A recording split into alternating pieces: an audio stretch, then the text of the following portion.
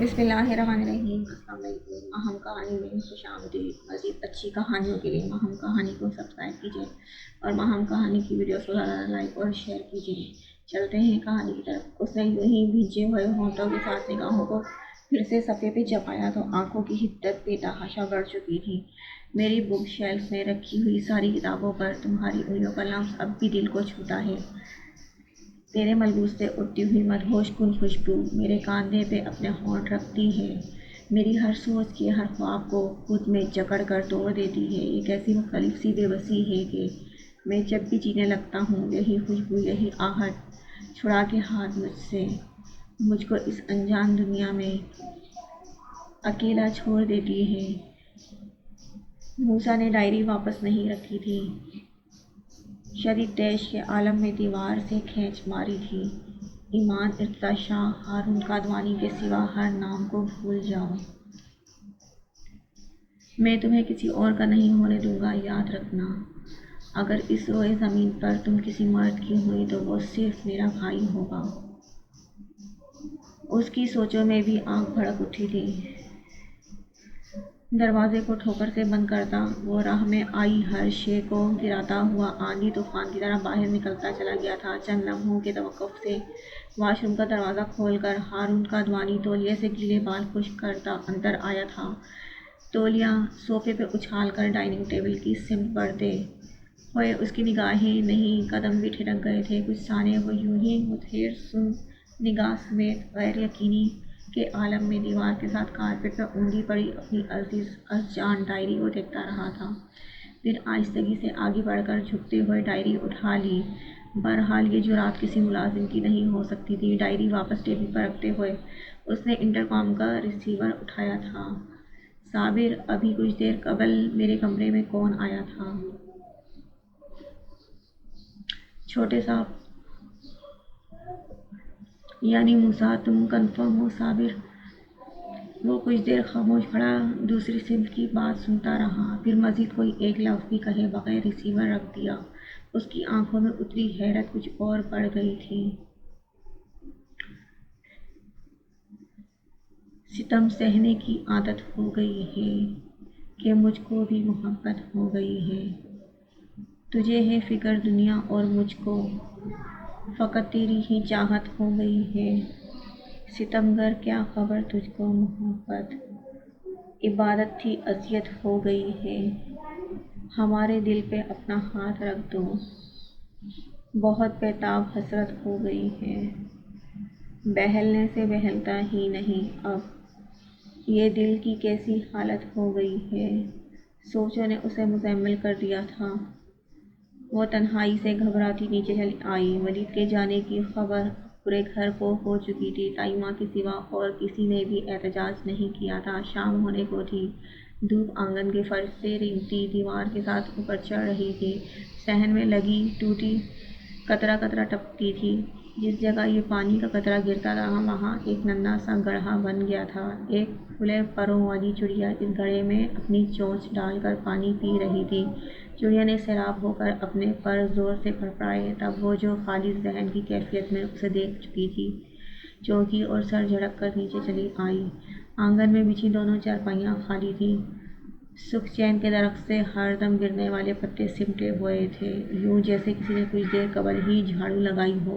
وہ آہستگی سے چلتی کچن میں آ گئی۔ فضا وہیں مصروف تھی۔ وہ چھلے ہوئے آلوؤں کو میش کر کے مختلف مسالے ملانے میں مصروف اسے دیکھ کر مسکرائی۔ کیا بنا رہی ہو؟ وہ دروازے کی چوکھٹ میں ہی تھم گئی۔ آلو کے کباب عاقب کو بہت پسند ہے نا؟ میں تمہاری ہیلپ کروں؟ اس کے سوال پہ فضا کو اتنی ہی حیرت ہونی چاہیے تھی جتنی اس کی آنکھوں سے چھلکی تھی۔ یہ وہ ایمان تھی جو بنی ہوئی چائے بھی خود سے کپ میں نہیں نکالتی تھی۔ فضا یا پھر ماما کو اس کے لیے ٹی پاٹ سے چائے نکالنا پڑتی تھی۔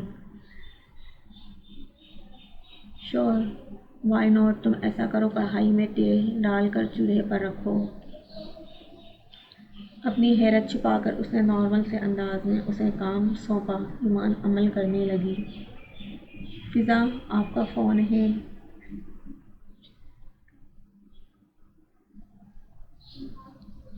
ولید حسن اپنے دھیان میں تیزی سے کچن میں آیا تھا، مگر اسے وہاں فضا کے ساتھ لگے دیکھ کر ٹھٹکا۔ کس کا ہے؟ فضا جو بیسن گھول رہی تھی متعجب ہو گئی۔ شاید آپ کی کوئی فرینڈ ہے۔ فضا کی بات کا جواب دیتے ہوئے بھی وہ ایمان کی سمت ہی متوجہ تھا، جو فضا کا چھوڑا ہوا بیسن خود گھولنے لگی تھی۔ یہ ہماری گنہگار آنکھیں کیا دیکھ رہی ہیں؟ فضا سیلف آن سمیت کچن سے نکل گئی تب ولید نے کسی قدر شوخی سے اسے مخاطب کیا تھا۔ وہ جواب دیے بغیر اپنے کام میں مہو رہی تو ولید نے آگے بڑھ کر محض اس کی توجہ حاصل کرنے کے پیچھے سے آ کر اپنے بازو اس کے کاندھے پر پھیلا دیے۔ اس کے خوش رو سے چہرے کے تاثرات میں خوشگواریت کا تاثر تھا۔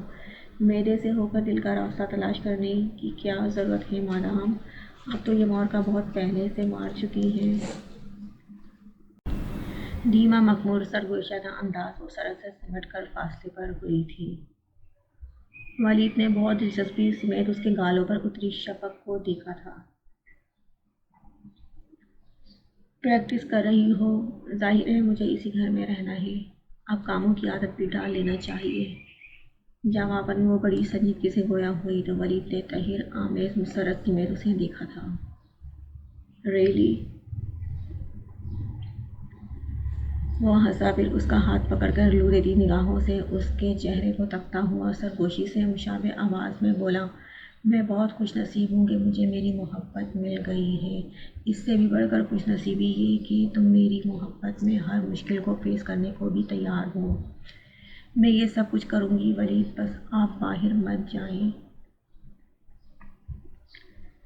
وہ ایک دم ملتجی ہو گئی تو ولید کا سارا خوشگوار موڈ ایک دم گہری سنجیدگی کی نفیس چادر میں گم ہو گیا۔ پلیز ایمی، ہم اس ٹاپک کو مزید ڈسکس نہیں کریں گے۔ میں تمہیں قائل کر چکا تھا نا۔ ایمان نے کچھ کہے بغیر سر جھکا لیا تھا۔ وہ کچھ دیر یوں ہی اس کے جھکے سر کو دیکھتا رہا، پھر اس کا موڈ بدلنے کی غرض سے بولا تھا، ویسے تمہارے لیے ایک گڈ نیوز بھی ہے، آپ نہیں جا رہے ہو نا؟ وہ بچوں کی طرح پرجوش ہو کر اشتیاق سے بولی۔ ولید نے سنجیدہ قسم کی نگاہ اس پر ڈالی اور سر کو نفی میں جنبش دی تھی۔ چاچو نے آپ لوگوں کو واپس شہر والے گھر بلوایا ہے۔ ولید کی بات میں ایمان نے کسی قسم کا تاثر نہیں دیا اور سر جھکائے کڑاہی میں کڑکتے تیل کو دیکھتی رہی۔ تمہیں خوشی نہیں ہوئی؟ ولید کو واقعی اچنبھا ہوا تھا۔ اب میری خوشیوں کی نوعیت بدل گئی ہے، ایمان نے جواباً سرد انداز میں کہا تو ولید گہرا سانس بھر کے رہ گیا تھا۔ فضا کی شادی بھی انہی چند دنوں میں متوقع ہے۔ بابا جانتے ہیں میری روانگی سے قبل اس قصے کو کوئی حتمی موڑ دیا جائے، چاچو کو بھی کوئی اعتراض نہیں ہے۔ اس نے ایک اور اطلاع دی۔ ایمان نے محض ایک نگاہ اسے دیکھا تھا اور رخ پھیر کر میش کیے ہوئے آلووں کے آمل سے بالز بنانے لگی تھی۔ یار کیا ہے، ایسے بیہیو کرو گی تو میں وہاں اطمینان سے کیسے رہ پاؤں گا؟ تمہاری یہی بصورتی ہوئی شکل ہی تصور میں آیا کرے گی۔ ولید نے اس کے کاندھے کو انگلی سے ٹھک ٹھک بجا کر روٹھے ہوئے انداز میں کہا تو ایمان نے گہرا سانس کھینچا اور خود کو محض اس کی خاطر کمپوز کر کے بولی تھی، اچھا ہے نا، شاید اس طرح ہی واپس جلدی آ جائیں۔